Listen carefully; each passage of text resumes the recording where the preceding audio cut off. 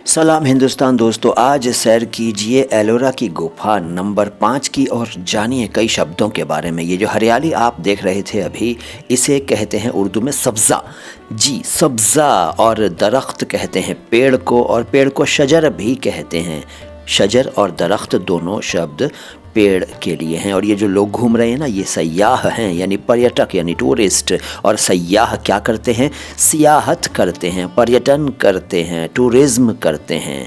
तो आपने ये शब्द सीख लिए। और ये तारीकी है यानी अंधेरा है। ये रोशनी जो है ना, रोशनी तो की गई है वहाँ पर, या हो रही है सूरज की वजह से, वरना तो अंधेरा ही होता है गुफाओं में। तो अंधेरे को कहते हैं तारीकी। और इसके अलावा जुल्मत भी कहते हैं अंधेरे को, जुल्मत और तारीकी। और ये जो खंभे दिखाई पड़ रहे थे उनको कहते हैं सुतून। जी हाँ, स्तंभ या खंबा कहलाता है सुतून। और रोशनी एक शब्द है अंधेरे का ऑपोजिट, रोशनी जो सामने से आ रही है ना, तो रोशनी होता है, रोशनी नहीं। नाम भी होता है लोगों का, लेकिन कुछ लोग रोशनी कहते और लिखते हैं, लेकिन सही शब्द रोशनी है, सही उच्चारण है रोशनी। तो आज कई शब्द सीख लिए आपने। वीडियो अच्छा लगा है तो लाइक कीजिए, चैनल को सब्सक्राइब नहीं किया है तो कर लीजिए। मैं हूँ मोइन शम्सी और ये चैनल है उर्दू और हिंदी दोनों भाषाओं के शब्दों के शुद्ध उच्चारण को एक साथ समर्पित अपनी तरह का एकमात्र channel, my Hindi my Urdu. सलाम हिंदुस्तान।